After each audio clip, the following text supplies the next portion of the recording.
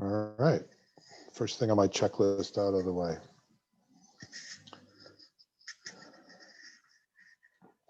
All right, let's get started. We'll allow people in as people join, show up in the waiting room. Hello, everyone. Welcome to the Sierra Club Pennsylvania Summer Webinar Series. My name is Jim Wiley, and I'm a volunteer with the Clean Transportation Pennsylvania Chapter Team. I'm sure you're well-versed in Zoom etiquette by now. Please keep your microphone muted during the presentation. You're invited to introduce yourself in the chat box. Tell us your name and what county you live in.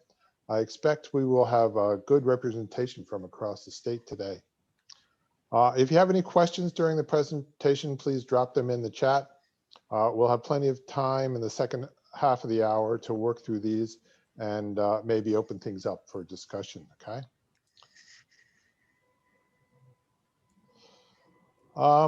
Just a little context. In February of this year, the Pennsylvania chapter of the Sierra Club formed 8 conservation teams as shown in the diagram. These teams can be viewed in the context of overall sustainability, climate change, and education about these broader topics. Of course, sustainability rests on the pillars of people, planet, and profit. And in Pennsylvania, we have a support system of staff and volunteers to help each of our teams with equity, political, and outings and communications assistance, as well as legal assistance, the Clean Energy for All campaign, and a bit of grant funding for worthy causes.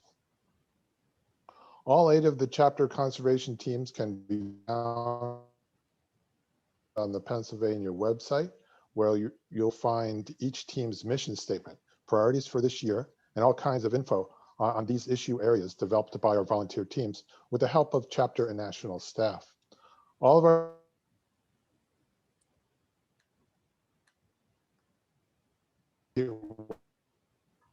perspective, tracking relevant Pennsylvania policy and legislation, and supporting group and local volunteers working in this space.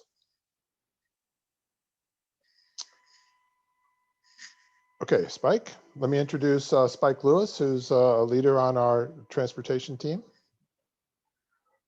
Hey, my name is Spike Lewis, and I'm an organizer with the PA Chapter's Clean Transportation Team. I'm happy to present. Sorry. I'm happy to present tonight's speaker for our look at public transit funding in Pennsylvania. Joining us is Laura Chu Wiens, Executive Director of Pittsburghers for Public Transportation and a member of Governor Wolf's Transportation Revenue Options Committee. Laura? Yeah, thank you so much. Really glad to be here with you all today.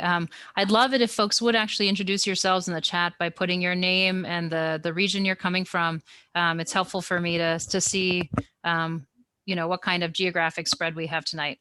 But I'll go ahead and start sharing my screen, and I'm going to try to give you a quick ish overview of what's been happening over the last several months and the situation that we find ourselves in. And then we'll have plenty of time for questions. So I think that everyone should be able to see this. Welcome, everybody. I'm here actually representing Transit for All PA, talking about what grassroots transit advocacy looks like to move all Pennsylvanians.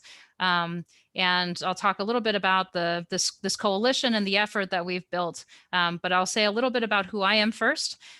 So I'm the executive director, as Spike and Jim said, of Pittsburghers for Public Transit. So we're based out of Southwestern Pennsylvania. We are a grassroots coalition of transit riders and transit workers fighting for transit as a right, as a human right, and mobility as a right. And so we have our own Transit Bill of Rights, which has now gone on to be adopted by a number of national coalitions, which really says that public transit should be considered urban infrastructure, basic infrastructure, just like roads and bridges and tunnels, that it is not a business, as some think it is, that it is critical to the economic, social, and environmental well-being of our regions, and that it really produces dividends. in a way that a small investment can actually yield a lot in terms of people's ability to survive and to thrive, and for regions' economies to grow. And so you can see we have all these different points of the Transit Bill of Rights, and we welcome folks to sign on as a supporter of our Bill of Rights. But so let's just talk broadly about why supporting public transit is so important.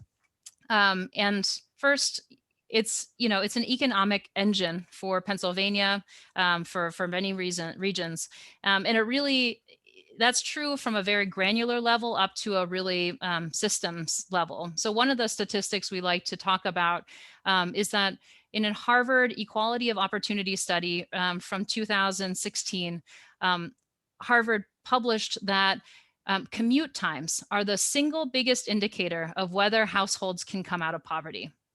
So I'll say that one more time. So commute times are the #1 indicator of whether or not households can come out of poverty. So transportation, and specifically quality transportation, is the most key thing to giving people the ability to have upward mobility. And conversely, poor quality transportation, right?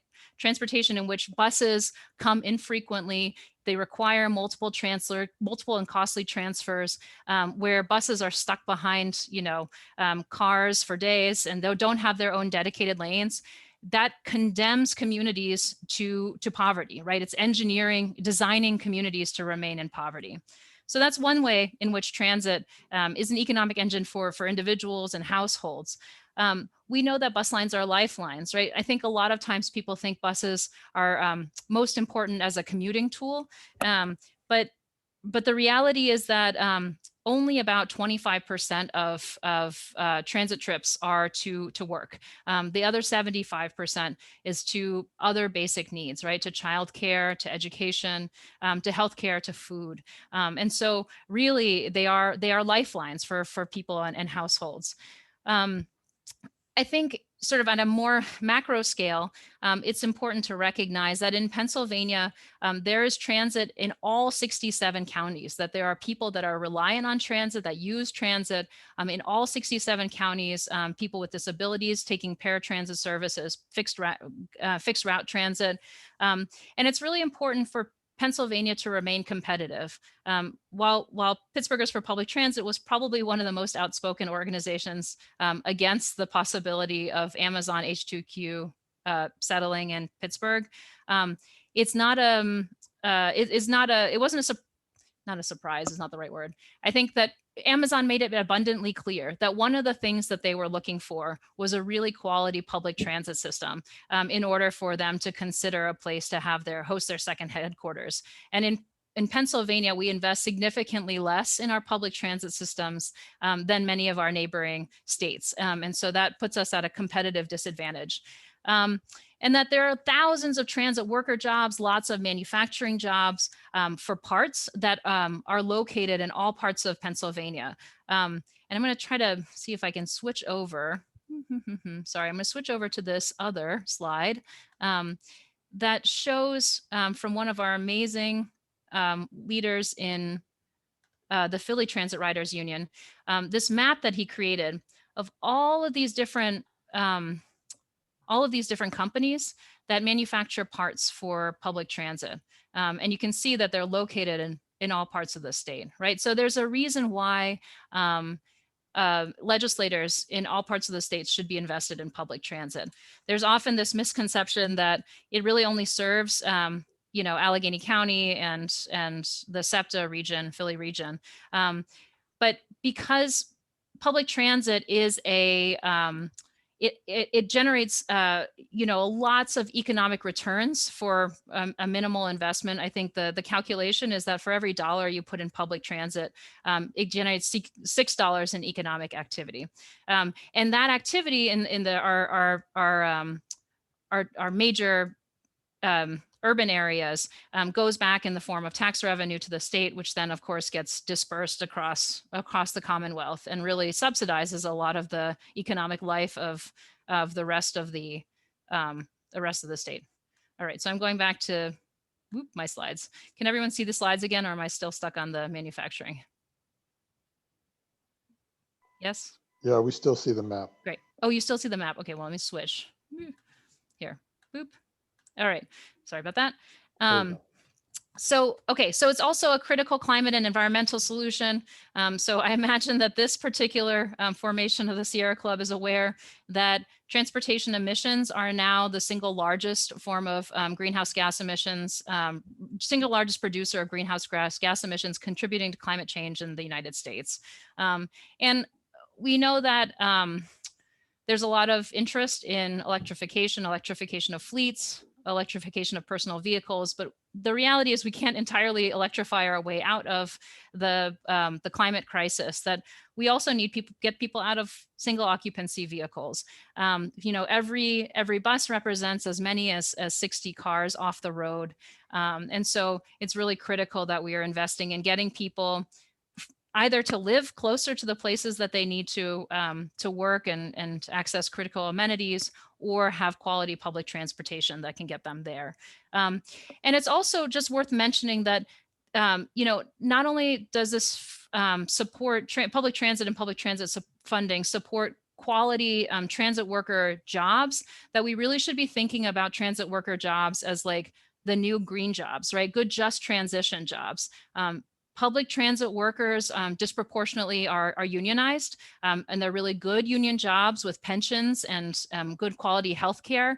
As we're phasing out, coal mining jobs or steel worker jobs, like, transit worker jobs are a really good way for people to progress into other family sustaining jobs. And it also is disproportionately representing people of color, and especially Black women are represented in that career.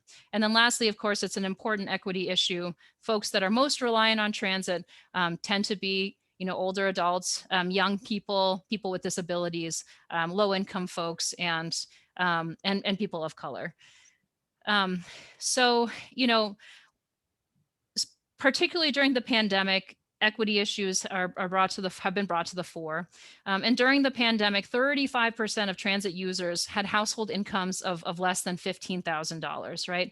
And people of the share of transit riders who are Black or Hispanic, Asian American, and other Native American went up significantly.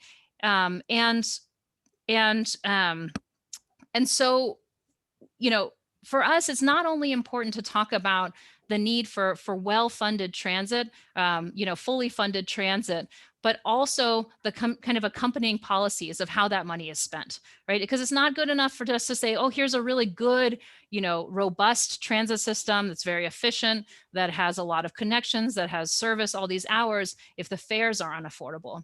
And frankly, if you have a household income of less than $15,000, a $100 bus pass for a single person per month is inaccessible, right? And so we are driving away the very constituency that is most willing to use the service.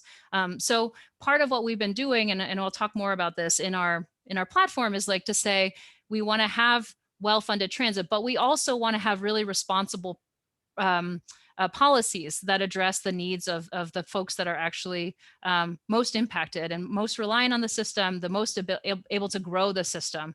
And the last thing I'll say about equity is just that for those of us that didn't use or rely on the transit system during the pandemic, it may be easy to say, hey, well, there's a lot of people that stopped taking transit during the pandemic, so maybe it's not as important that we have so much money going to transit or funding or fully funding our systems and stuff like that.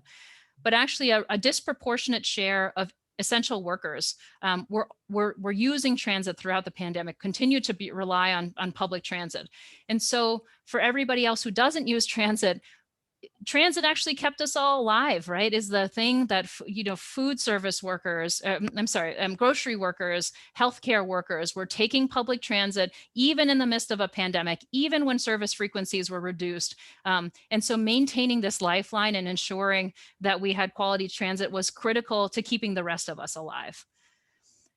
So let me talk a little bit about the problem right now. So here's the crisis / the opportunity that we're seeing.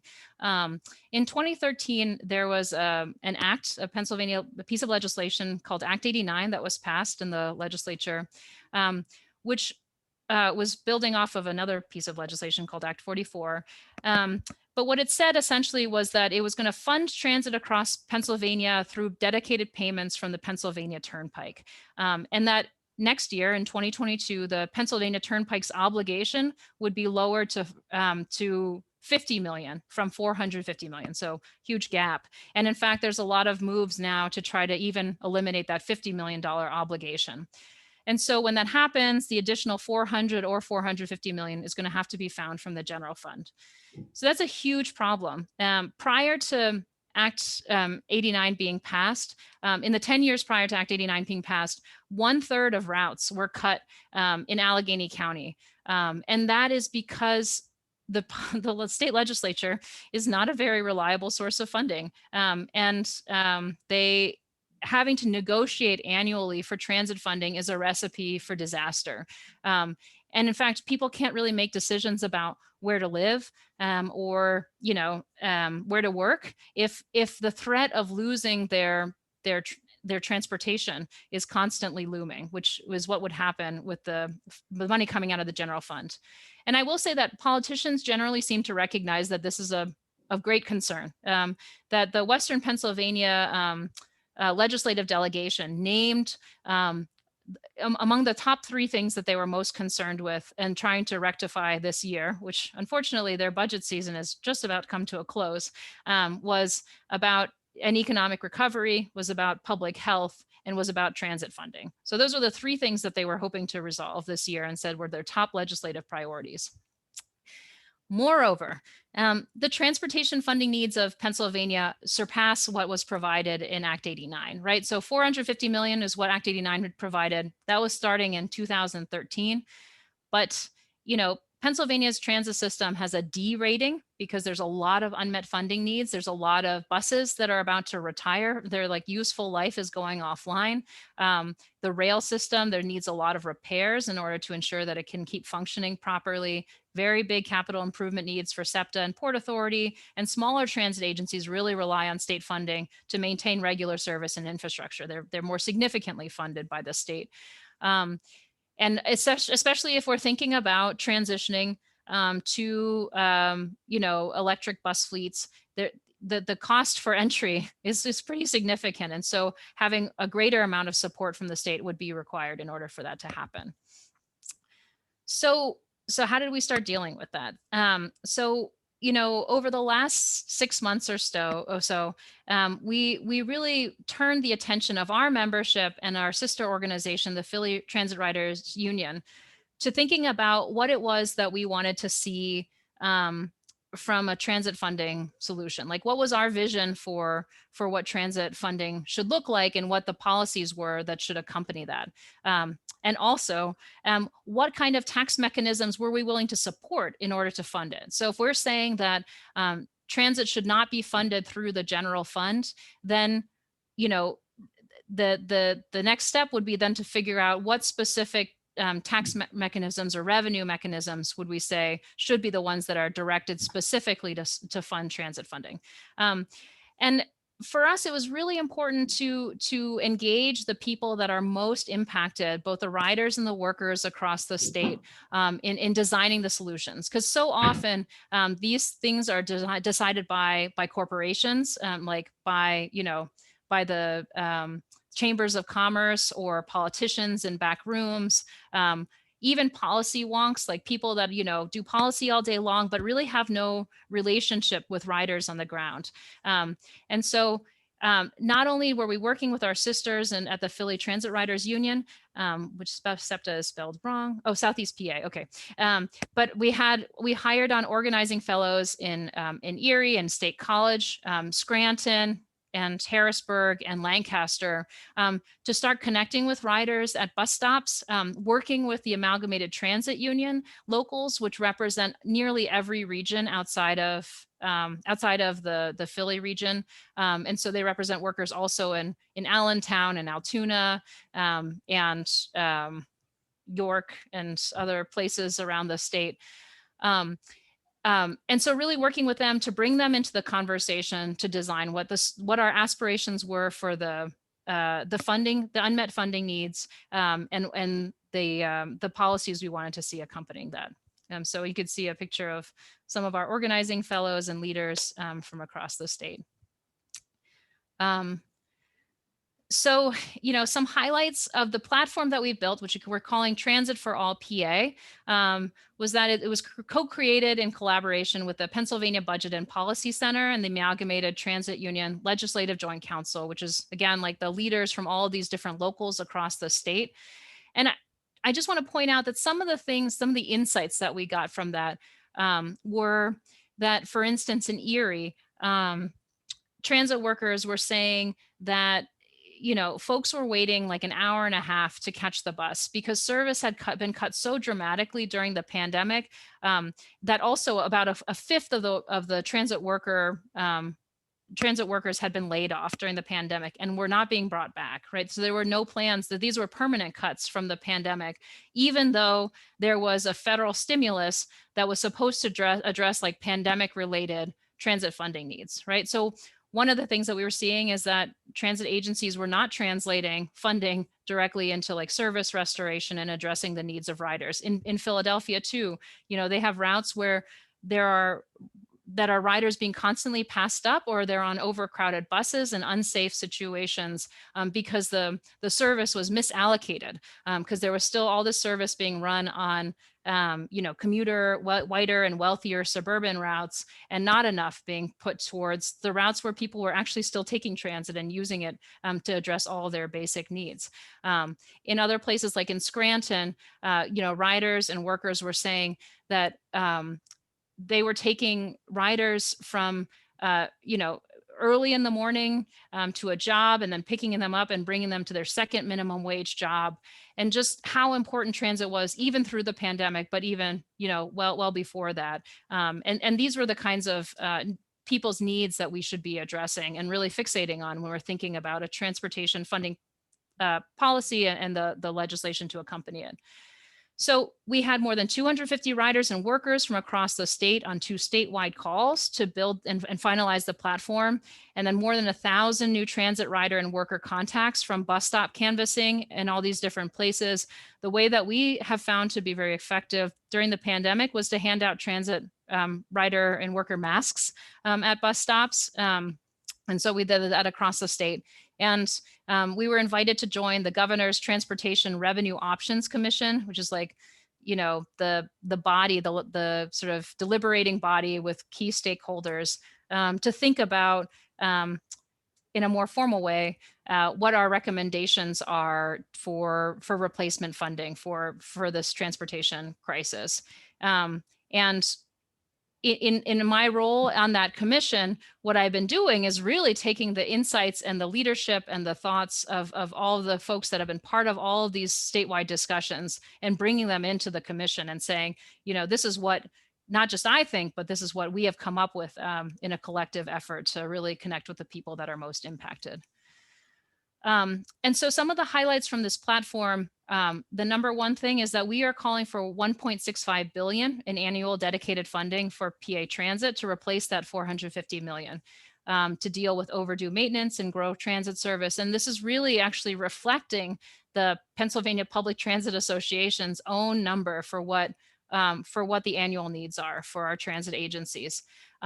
So the way that I like to think about it is rather than saying, oh, we want to grow, this huge growth or expansion of funding and service or whatever, which is true. And I think that's what I would say to riders. I think for everyone else, I would say what we want is actually fully funded transit, right? For so long, we've been running on fumes and our luck is about to run out, right? Like most of our fleets are facing expiration. And without this funding, we are going to have even maintaining the $450 million that we currently have is a recipe for disaster. And so we actually need to grow to meet our current needs. The second piece of the platform is, of course, identifying effective state transit policies that will grow ridership and equity and put the funding to good use. So some of the things that we're calling for are to start funding a low-income fare program statewide. So we're one of the few states where at least SEPTA and Port Authority don't have any kind of fare relief for low-income riders, even as low-income riders are, of course, disproportionately harmed by the pandemic, disproportionately reliant on transit. And so this cost ends up being prohibitive for a lot of people to access basic needs. So that other things, including policies that connect affordable housing and transit so that people aren't displaced far away from the transportation that they're reliant on. And other things like having a transit agency board that actually reflects its ridership, right? Right now, at the Port Authority and in other parts, and I think the SEPTA board has this issue too, where the vast majority of people who make decisions on transit don't use transit. They don't look like riders, right? And so actually having a board composition that has some representation from the people that actually use the service. And then lastly, we name preferred progressive funding mechanisms that don't disproportionately burden the poor and working class of Pennsylvania.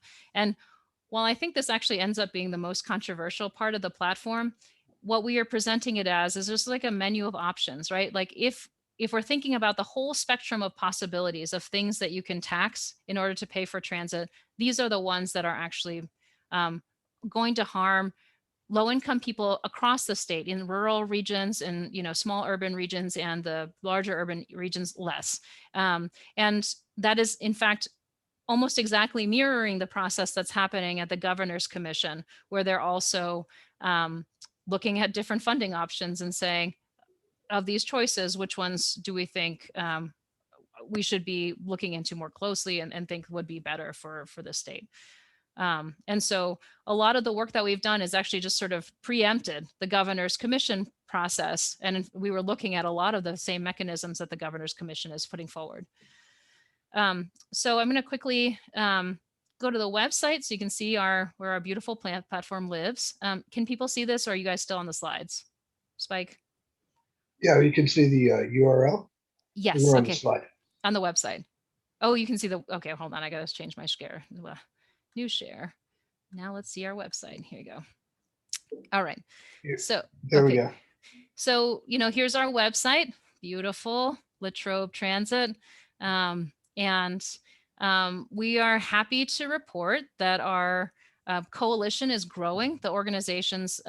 So like I said, we were really intentional about building from the riders and workers across the state and developing this platform along with the Budget and Policy Center. And then from then, we have really reached out to other organizations to solicit their support. And Sierra Club has been, very, very helpful and supportive as well. And we're grateful for your willingness to uplift the need in our solution. And we're in the process of reaching out to all the legislators on the transportation committees and the budget and appropriation committees at the state to get their support as well. And so we're starting to get those sign-ons as well. And so this is where, if you have organizations that you're connected to, and maybe I'll move to this in a second, where you could actually sign on. And you could see here are our principles, the serve the needs, the long-term funding solutions equitably and with riders and workers at the table. Our legislative goals, which say a lot of the things that I've mentioned. And the last is the menu of possible funding options. So it's a pretty long platform. That's why there's these helpful drop-down menus, but we welcome you to look at them. I think it's a pretty thoughtful and very collaborative effort to build this platform. And right, and so folks can sign on here. All right, so let me go back to my slides again. So what's next? How can you help? Sign on, go to the website, transitforallpa.org. If your local Sierra Club chapter has not yet signed on, League of Women Voters, Conservation Voters of America, church group, whatever, it has not been aware of this transit funding crisis, needs to become aware of this transit funding crisis, and wants to support a really good solution, we highly encourage you to sign on. I think in particular, it's super helpful to have support from regions outside of Pittsburgh and Philly to demonstrate how it is not only a Pittsburgh and Philly issue, because frankly, many of the legislators who make decisions on transportation funding do not represent the regions in which transit is very robust. But nonetheless, the people that rely on the service and use the service in those regions very much need the service to exist. And certainly the regional economies of all the places outside of Pittsburgh and Philly really need good transit to exist. The second is asking if you'll help us get the word out. And we have templates to share. Writing a letter to the editor or penning an op-ed about the need for fully funded transit would be super helpful and very exciting if you'd be willing to do it. And again, we can help you with talking points and things like that. It's really to say, hey, we have this impending transit funding crisis. The budget is just about to be completed for this year, and there's no solution to be found through that the legislators are putting forward. This is a solution that has been brought together and built from people all across the state, and we're going to be having a rally next Tuesday to make sure to really kick off this campaign around fully funded transit. You're writing a letter to your state representatives or amplifying our actions and website and social media. And we're also going to have a couple of phone banking calls this week to supporters to both turn them out to the rally next week and to turn them out to some events in Pittsburgh and Philly in advance of the rally. And then join the planning effort. So at this point, we have weekly volunteer-led meetings on strategy on Mondays, communications on Wednesdays, research on Thursdays, and then organizing throughout the week. So if any of those things are of interest to you, some of the folks that are on this call I know have been part of these sessions, but this, we're very small. We have 3 staff members. We have a couple of organizing fellows for a very short amount of time around the state.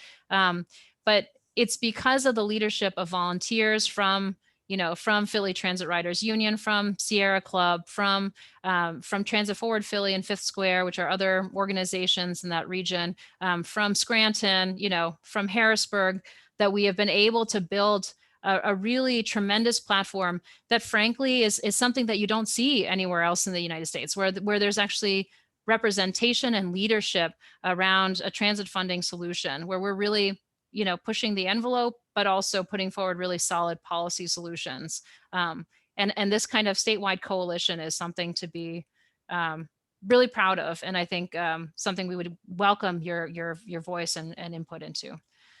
And then lastly, we are holding a rally next Tuesday, the 29th, and there will be rides leaving from Philadelphia and Pittsburgh, and from other parts of the state as well.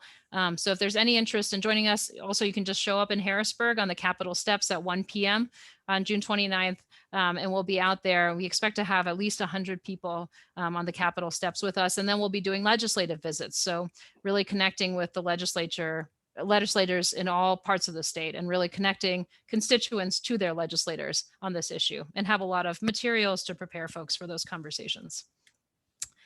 So that's it. I think I did pretty good on time. Actually, maybe it was almost exactly 30 minutes.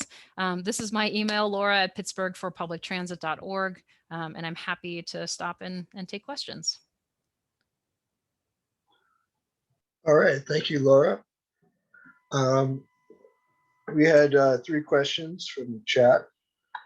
The first one was from Andrew, and this was regarding all the counties with transit, and he thought that at least 2 counties don't have any public transit.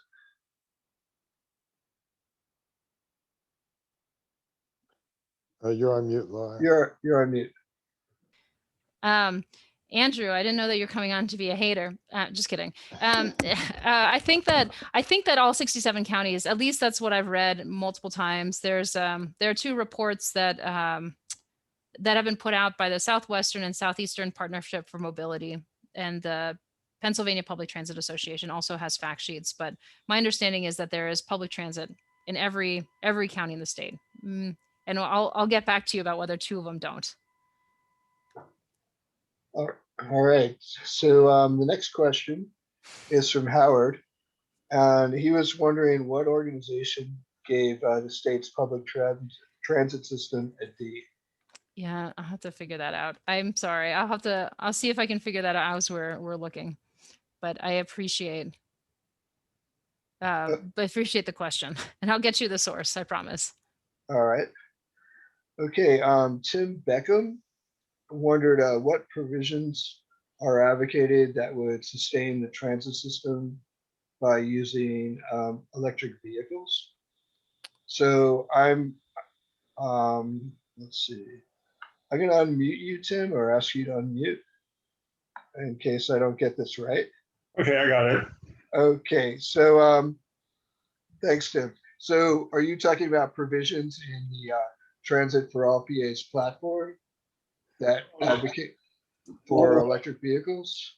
What I'm talking about is that there's a general direction that we're trying to take transportation in throughout the world, not just in Pennsylvania, but overall, in order to deal with climate change, that would convert petroleum-using vehicles into electric vehicles, so that we can then propel them using electricity generated by wind or the solar and whatever other non-petroleum carbon-based compounds would be available. Mm-hmm. And I know that virtually all public transit vehicles, buses in particular, are propelled by gasoline or diesel. So that's a major issue that addresses something that I didn't see addressed in your presentation. So I just wanted to bring that up because I think it's extremely important.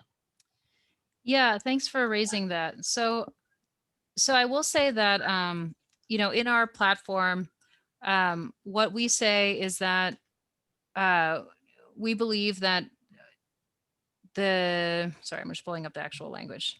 It says to move towards clean, electrified public transportation fleets that retain and create union mechanic and engineering jobs in garages across PA. And the reason why we have been a little bit more measured, I think that everybody agrees that the fleet should be electrified. But the reason why we've been more measured in our response is that two reasons. One is that electric buses have not worked very well in Pittsburgh and in Philadelphia.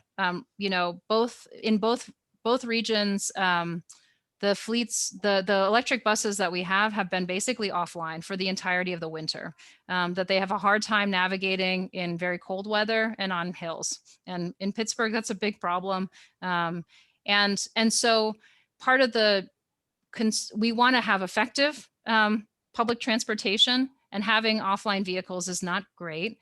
And so really making sure that as we make the transition, that we're also ensuring that they work properly and that they can actually do that we need them to do all year round, right? So that on the rider side and service side, because it's a big investment. It does generate a lot of cost savings over several years, and it makes a lot of sense financially to do that, provided that they're working well.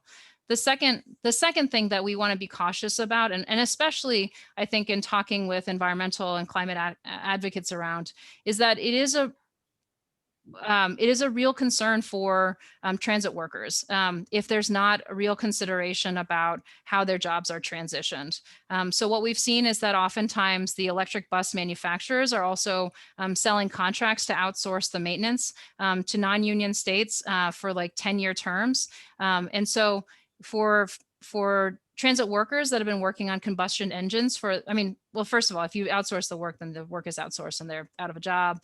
But but it's also requires significant retraining to get people equipped to moving from combustion engines to working on electric buses, and also requires retraining for the bus operators, because there's a different way that they have to drive the vehicles with electric buses and with diesel engines. So all to say that we agree with that. That's very important to work towards that transition. We want to make sure that those two elements are not lost, because that is then the experience of people that actually take public transit on the regular, that those two things can be of concern if they're not addressed. Right, and the things that you've addressed are legitimate concerns, and they certainly do. They require attention, but the thing that I'm trying to say is that any of these transitions that we make in order to deal with climate change are going to be difficult. And you've got to accept and embrace the fact that we've got struggles ahead of us, and that if you take the easy route by buying new buses that run off of gasoline. You're putting decades of buses in front of us that run on the thing that we're trying to get rid of. There needs to be something addressed in this massive amount of money that you're asking for. And I'm not trying to denigrate your request. I think that you should be getting more money. There should be a lot more transportation. But in order to address that issue, we need to actually tackle the problem of climate change along with the struggles of workers and dealing with transit for the poor people and whatnot. It's all a major problem. And we can't just ignore one aspect of it, particularly the petroleum issue, in an effort to deal with the rest. Sure, I don't disagree with you. I will say that there is a lot of funding being proposed at the federal level for revamping the fleets. So I think that the reality is it's going to be much more likely that the funding to like replace fleets are going to come from federal infrastructure money than it will from the state. I think that a lot of the state money will be used to help address, you know, other capital needs and operating, mostly service, because the federal money has always been used exclusively for capital needs, where the state's money has been used for capital and predominantly operating money. All right, I'll shut my mouth now.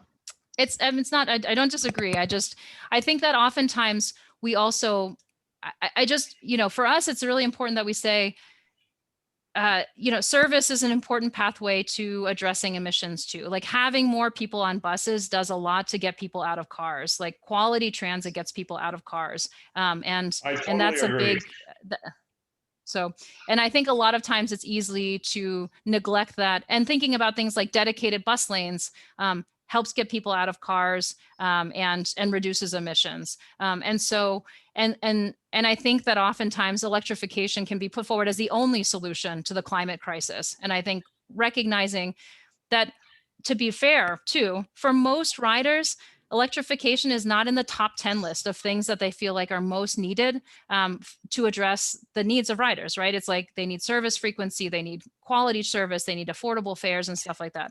So it's not that we disagree that it needs to happen, but from the perspective of people that are most impacted, it's not the highest, it's not even close to the highest priority. So we want to hold that alongside their actual life needs that we see reflected in this transit funding conversation. Okay, Spike, what's next? All right, well, thanks, Tim. There was a comment about the transit vehicles from Andrew, who said most, not all transit vehicles use fossil or carbon fuels. The amount of green powered vehicles are in fact growing through additional many systems have been working on reducing their carbon footprint and emissions in a variety of ways. One thing that I noticed this past week was the Philadelphia school system got 5 electric buses. Now, I'm not sure if they're going to be facing the same issues that took the SEPTA buses off or not.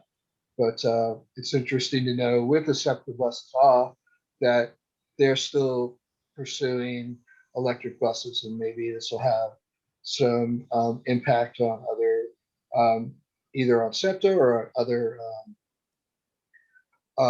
other agencies. Now, I'm going to jump ahead with Howard. He asked a few questions, but while we're talking about electric buses, I know he's been in contact with SEPTA regarding SEPTA pulling their buses off the road.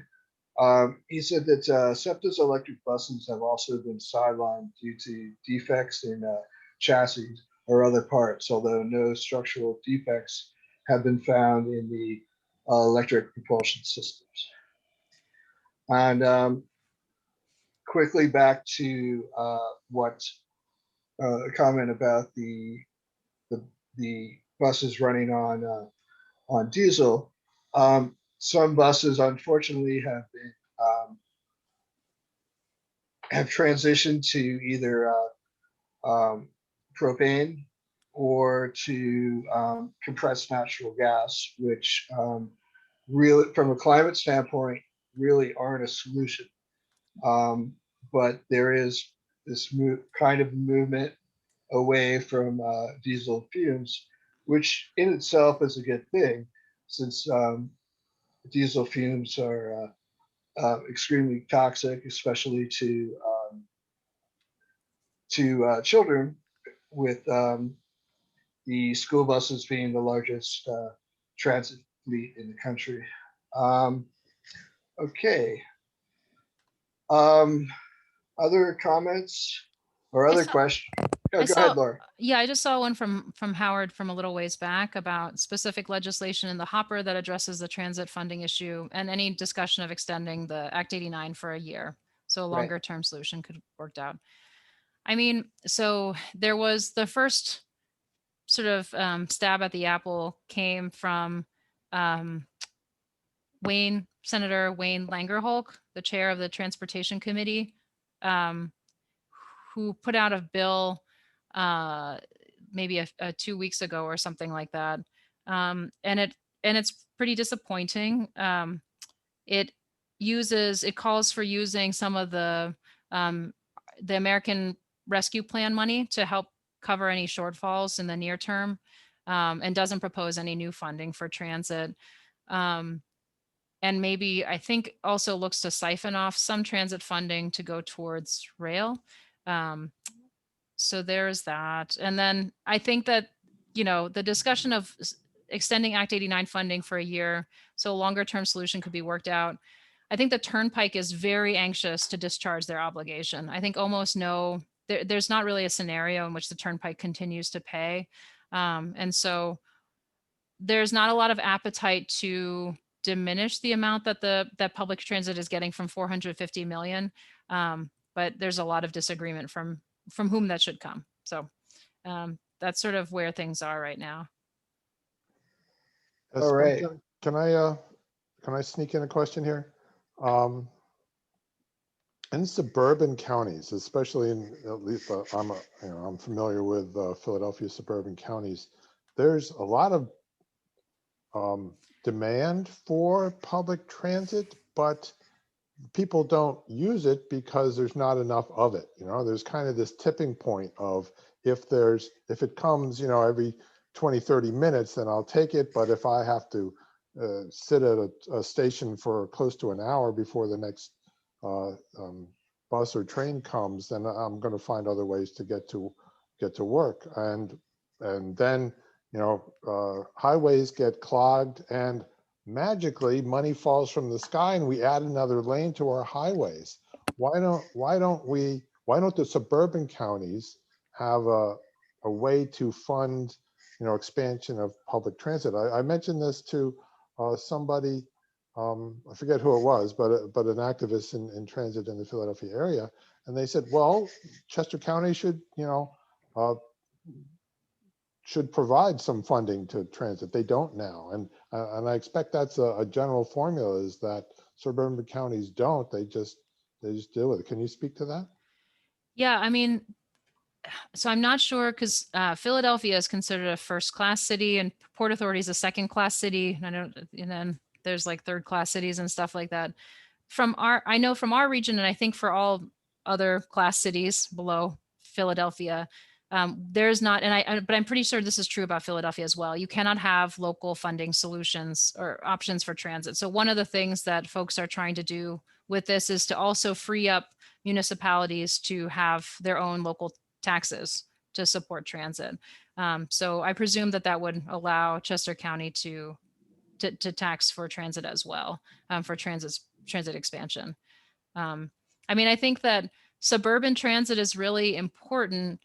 I don't know if it's necessarily in the way that you're thinking, but more and more as housing has become unaffordable in the center city or like denser urban areas, low income people are increasingly displaced into poor suburban areas, but are very much more reliant on transit and have worse quality transit. And so figuring out either how to keep them closer to the urban core or to have more quality transit is critical for people to be able to access their needs. Okay, thank you. So I see a lot of questions about turnpike tolling and maybe even mileage-based user fee. So the turnpike tolling is something we generally support. I think there's, trying to figure out ways that it doesn't disproportionately harm smaller regions like rural areas. I think there's a lot of concern about that, but I think trying to get really capture through traffic from truckers and stuff like that. I know, a lot of the turnpike would be supportive of a tax too, because right now a lot of people are leaving 76 and going to I-80, because they can avoid paying the tolls. And so figuring out a way to kind of even out the traffic and also have truckers pay their fair share is something that I think a lot of folks are thinking about. And the governor has already says that he wanted to phase out the gas tax.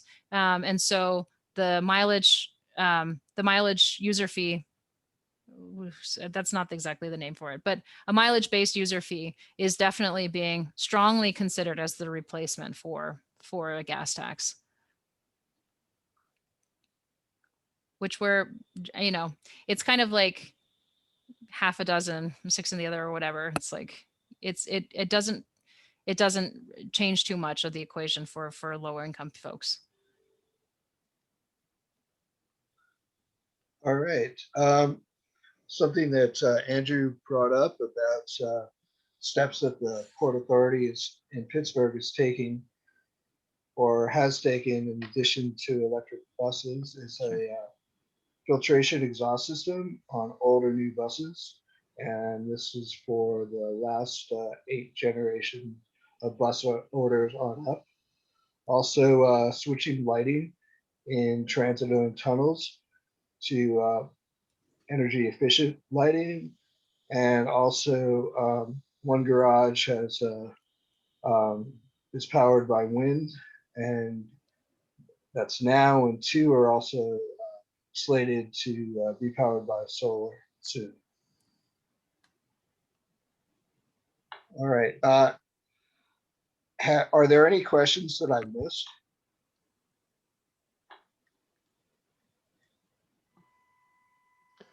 I didn't see any. If anybody wants to come off mute and just join this discussion, be happy to.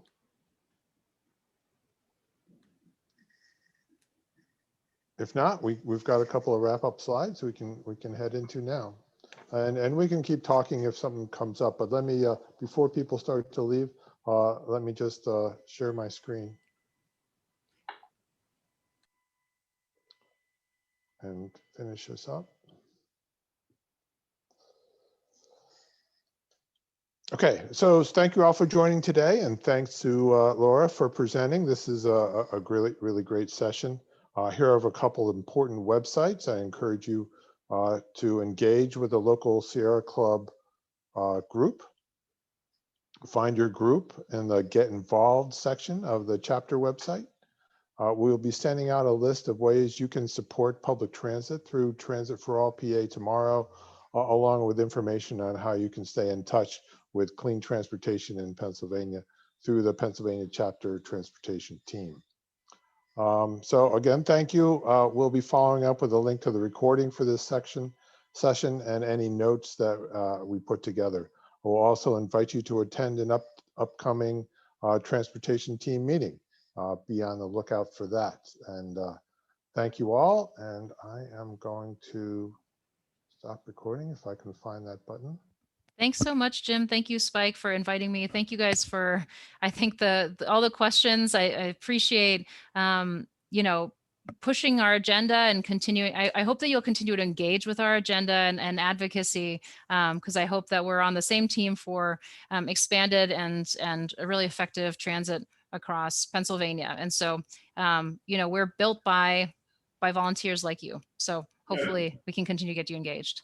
Thank you, Laura. I think that public transportation is very important for climate change also, just in and of itself. So I wasn't advocating electric over